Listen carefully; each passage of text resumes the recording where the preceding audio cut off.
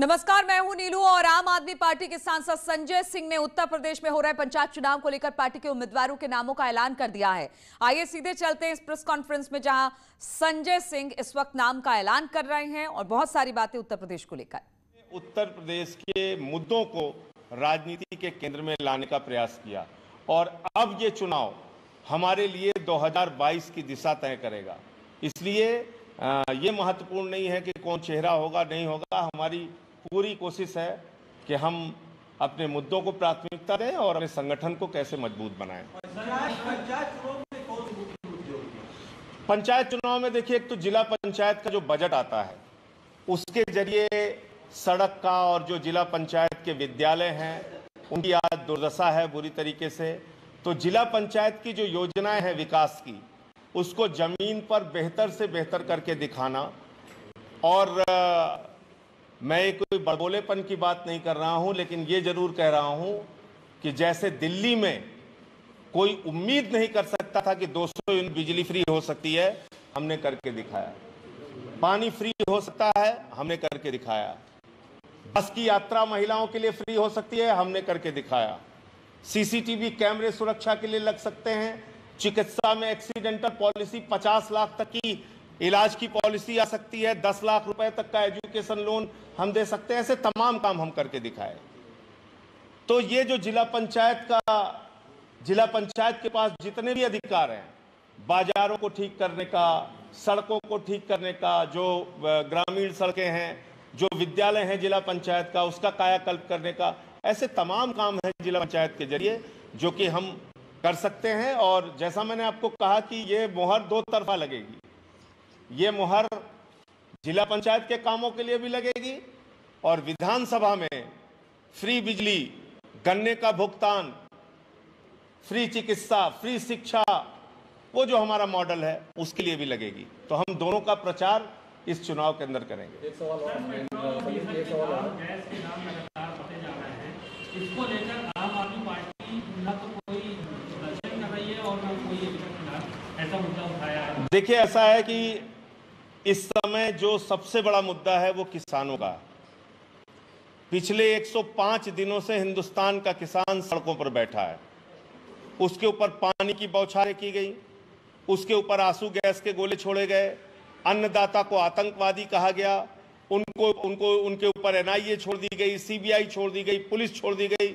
जितने तरीके से उनको प्रताड़ित कर सकते थे किया। प्रधानमंत्री जी ने कहा हम एक कॉल की दूरी पर हैं, और ये कहे हुए उनको 1 महीने हो गया।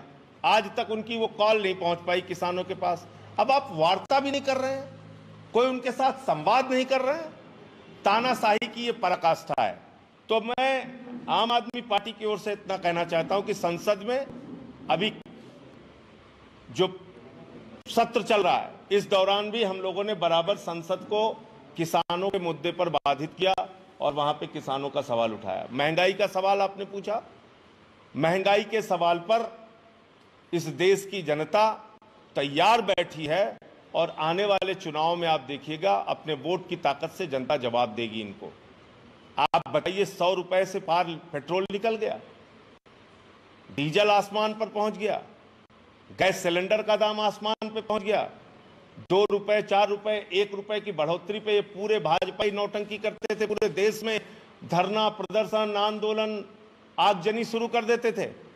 और आज पेट्रोल और डीजल में आग लगी हुई है, गैस सिलेंडर के दाम में आग लगी हुई है, तो ये चुपचाप बैठे हुए हैं। तो ये कहीं ना कहीं दिखाता है कि झूठ की बुनियाद पर ये सरकार आई है और झूठ बोल बोलकर इसके नेता गुमराह करते हैं लोगों को। अभी दुर्गेश चौधरी का मामला सामने है उत्तर प्रदेश में आपके। आप देखिए कि एक लड़का जिसकी नौकरी आदित्यनाथ जी के कार्यकाल में नहीं लगी, उसका भी वीडियो चला दिया कि साहब नौकरी लग गई। तो क्या करेंगे आप? ऐसे ही चल रहा है भाजपा का खेल। तो अभी ममता बनर्जी जी के ऊपर हमला हो गया। हर जगह अगर आप सोचते हैं कि हम लोगों को कुचल कर अपनी राजनीति करेंगे, वो ठीक बात नहीं है। तो सबसे पहले तो किसानों के मुद्दे का और महंगाई के मुद्दे का केंद्र सरकार को कोई एक ठोस समाधान खोजना चाहिए, ऐसी आम आदमी पार्टी की मांग है। और इस चुनाव के जरिए भी हम लोग ये तमाम मुद्दे उठाएंगे।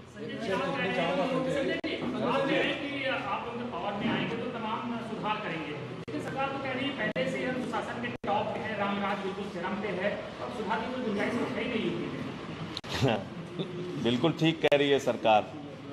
जिस सरकार के राज में हाथरस कांड होता है, जिस सरकार के राज में बिखरू कांड होता है, जिस सरकार के राज में 3 बार के पूर्व विधायक को नृशंस हत्या कर दी जाती है, जिस सरकार के राज में 6 साल की बच्ची का कलेजा चीर कर खा लिया जाता है, जिस सरकार के राज में गोरखपुर जनपद में मजदूर की बेटियों के साथ पूरी रात बलात्कार होता है, वो सरकार अगर ये कहती है कि उस सरकार के राज में राम राज्य है,